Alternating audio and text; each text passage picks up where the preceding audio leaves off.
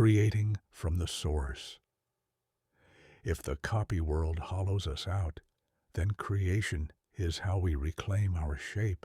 But not just any creation, not algorithm bait, not market-tested content, not the high-friction performance of trying to seem authentic to an audience that's already halfway scrolled past. We don't need content. We need original fire. This chapter isn't a productivity pep talk.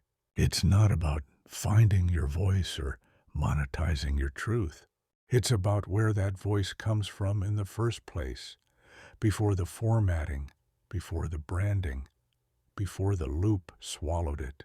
To create from source is to remember that you were real before you were curated. It's to speak from the place that hasn't been shaped by engagement metrics. It's to transmit, not just produce. Most people don't even realize that their creative instincts have been trained away by school, by jobs, by social media. You don't just start censoring your work. You start censoring your very desire to make it. You think, who would care? What if it's not original? What if it doesn't trend? You think these are practical doubts, but they're not. They're signs that the copy has entered you. The good news? It doesn't own you, because the real hasn't left. It's just been waiting.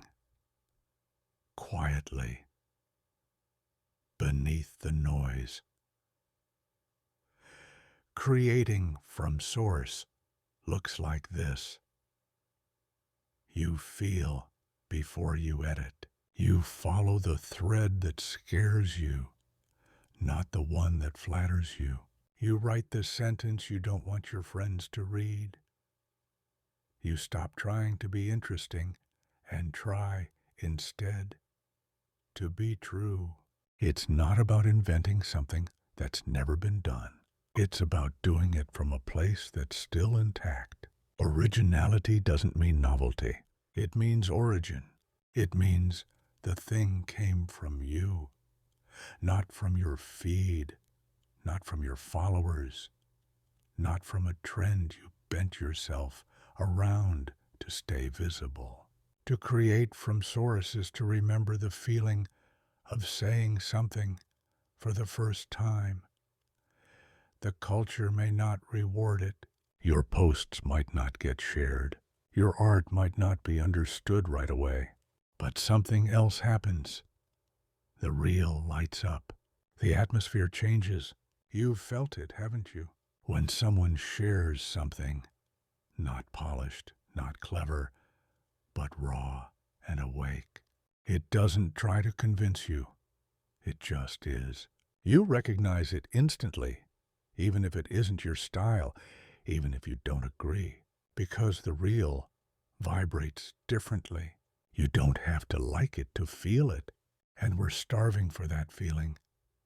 We need poets who don't ask for permission. We need mystics who still listen. We need artists who create even when no one claps. We need thinkers who can't be quoted online. The copy world has a place for performance. It even has a place for vulnerability, as long as it converts. But it doesn't know what to do with devotion. It doesn't know what to do with someone who makes something without trying to optimize it. So be unreadable, be unmarketable, be confusing, but be true. Here's what's dangerous about imitation culture. It doesn't just silence the truth. It sells a version of it that looks better and feels worse. You begin to think that sharing is the same as creating. You begin to think that being seen is the same as being known. You begin to mistake replication for expression. You don't notice it at first. It's subtle, but over time, the inner terrain goes numb. You forget how it felt to make something just to see what was inside you. You start to aim outward, toward approval, toward applause, toward safety. That's the tragedy of the loop. It makes performance feel like presence. But creation from source isn't a show. It's a ceremony, not a ritual for others, a ritual for remembering who you are, who you were before the loop shaped you, who you still are beneath the mimicry. So how do you begin? You start small. Write something no one will see. Paint something you'll never sell. Record a voice memo that sounds like babble. Make noise. Make mess. Make meaning that doesn't ask to be explained. Not because it will save the world, but because it will save your shape. And your shape matters, because real things ripple, even in silence. One honest act is more disruptive than 1,000 clever ones. Not because of how loud it is, but because of where it comes from. Because someone else, trapped in the loop, will feel it. They won't know why, but something will wake up. That's how the real moves now, through people who stopped waiting for permission. So write the thing, say the thing, sing the thing, not because it will change everything, but because it's the only thing that isn't imitation. This is your offering. This is how the real survives. This is how it begins again. This has been an excerpt from Imitation Theory by Sam Elliott.